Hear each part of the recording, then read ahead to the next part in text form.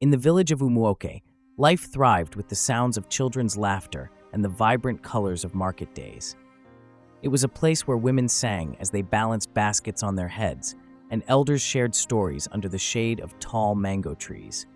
The village's rhythm was one of simplicity, warmth, and community. Among them lived Princess Kyra, the beloved daughter of King Obiora and Queen Afeoma. Her radiant smile and bright laughter were the heartbeats of Umok, bringing joy to everyone she met. But everything changed the day Kyra's mother died during childbirth. That day, the light left Kyra's eyes. The joy that once filled the village dimmed, replaced by a heavy silence. Not only did Queen Afeoma pass away, but the newborn son, who had brought a moment of hope to her father, also died shortly after. It was a double tragedy that struck the family and the village deeply, leaving a void that seemed impossible to fill. Kyra's smile vanished, her laughter silenced. The princess who once brought light to Umok became a shadow of herself, lost in the pain of losing both her mother and the baby brother she never got to know. Queen Afeoma was beloved by all in Umok for her kindness, wisdom, and strength. She was not just a queen, but a mother who cherished her daughter, Kyra, deeply. The bond between Kyra and her mother was unbreakable, forged through years of shared moments in the palace and in the village. They would often visit Amadioha's grove, a sacred spot at the edge of the village, where Queen Afeoma would pray and reflect. It was a place of peace and beauty, with towering palm trees and clusters of ogbono and okwe trees that created a cool, shaded sanctuary away from the heat and noise of the village. One day, the village was filled with anticipation and joy. Queen Afeoma was expecting a child, a son, the king hoped. The palace was abuzz with excitement, and King Obiora was overjoyed at the thought of a male heir who would one day continue his lineage. But that joy quickly turned to fear when complications arose during childbirth. For hours, the palace was silent except for the muffled cries and hurried steps of the midwives. When the cries of a newborn boy finally filled the air, there was a brief moment of celebration. However, the joy was short-lived. Queen Afeoma, weakened and bleeding heavily, could not hold on. She took one last look at her daughter, Kyra, whispered a blessing for her son, and slipped away into eternal rest. The grief that swept over the palace was profound. King Obiora, who had just celebrated the birth of his son, now found himself mourning the loss of his beloved wife. Kyra, too young to understand the full scope of the tragedy, but old enough to feel its weight, was left shattered. She had lost her mother, her closest confidant, and the light of her life. As if that wasn't enough, a second tragedy struck. The newborn son, who was supposed to be the beacon of hope amidst the sorrow, fell ill and passed away just days after his birth. The palace, which had been filled with joy and anticipation, now stood under the heavy shadow of grief. The king tried to remain strong for his daughter, but his own grief was palpable. Desperate to bring some semblance of happiness back to his daughter's life, he invited jesters, musicians, and storytellers from distant lands to perform at the palace. He organized grand feasts and surrounded Kyra with gifts, hoping to see her smile again. But nothing could lift the veil of sadness that had settled over her heart. In a final effort, the king made a proclamation: "To anyone who can make Princess Kyra smile again, I will grant a great reward. Bring joy back to my daughter, and the kingdom will be forever in your debt." People from far and wide came to the palace, each with their own plans to bring back Kyra's smile. They performed acrobatic feats, sang songs, and told funny stories. Yet despite all their efforts, Kyra remained unmoved. She watched them with a distant gaze, her heart still heavy with the memory of her mother and baby brother. One day, a humble stranger named Nkem arrived at the palace gates. He was not like the others who had come before. Dressed in simple, worn clothes, he carried only a small satchel.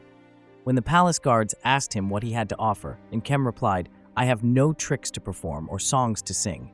I come with only a story of loss and healing." Intrigued by his calm demeanor and the simplicity of his approach, the guards allowed him entry.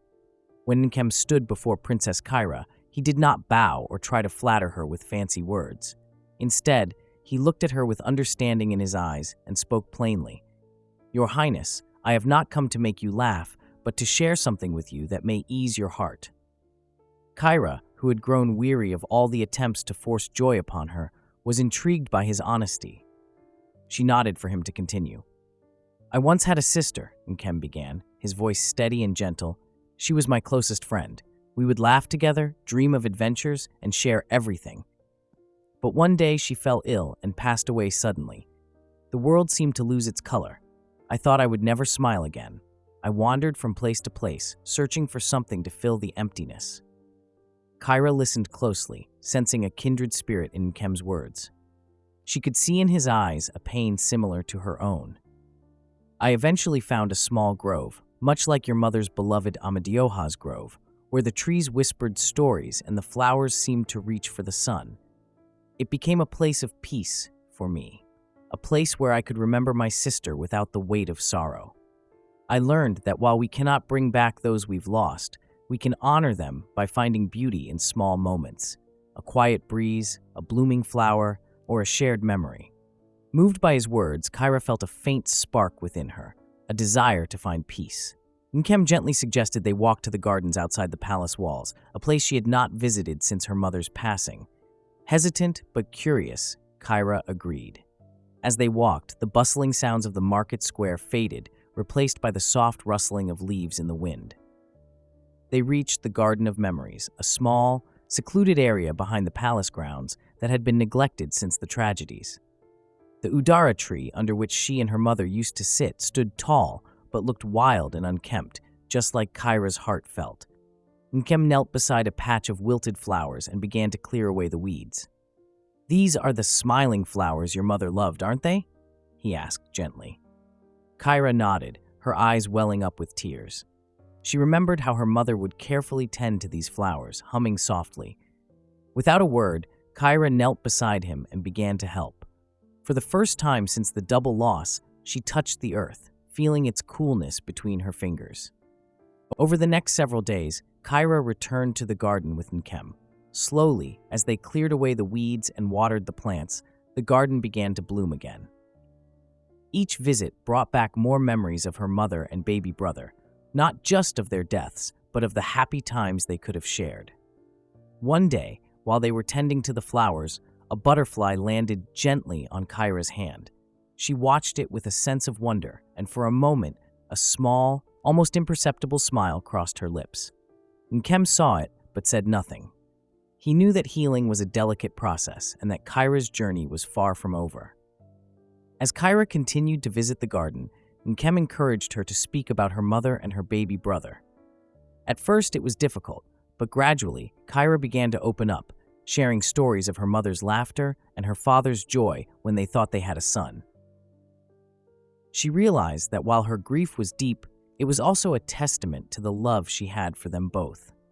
Inspired by Nkem's quiet wisdom, Kyra proposed a new tradition, a festival of remembrance, to honor the memory of her mother and baby brother.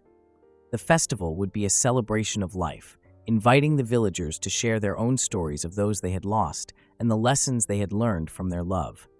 On the day of the festival, Umok was filled with music, color, and life. The market square buzzed with excitement as villagers dressed in vibrant clothes that symbolized their loved ones gathered to share stories, songs, and dances. The air was thick with the aroma of delicious dishes like jollof rice, egusi soup, and pepper soup simmering over open fires. Kyra walked among the villagers, listening to their stories of love and loss. She shared her own story too, speaking of her mother's wisdom and her father's brief joy for his son. She realized that by opening her heart, she was not only honoring her mother and brother, but also healing herself. As the festival drew to a close, a young child approached Kyra with a small, handmade crown woven from smiling flowers. "For you, princess," the child said shyly, "because your mother loved these, and I think she would want you to have them." Kyra took the crown with trembling hands, and something inside her broke open. Tears streamed down her cheeks. But they were not only tears of grief, they were also tears of acceptance, of love remembered and cherished. And then, in a moment that took everyone by surprise, Kyra smiled, a bright, genuine smile that seemed to light up the entire village. The villagers, seeing their princess smile again, erupted in cheers. It was as if the sun had broken through the clouds, and a long-lost warmth returned to their hearts. Thank you for joining us on this heartfelt journey through the village of Umuoke and the story of Princess Kyra, the princess who lost her smile but found her way back to joy. We hope this tale of love, loss, and healing has touched your heart and reminded you of the strength that lies within all of us to overcome even the deepest sorrows. May we all learn, like Kyra, that through community, connection, and remembering those we've lost, we can find light in the darkest of times. If you enjoyed this story, don't forget to share it with others who might need a reminder of the enduring power of love and the beauty of rediscovering joy. Thank you for watching, and until next time, may your days be filled with hope and happiness.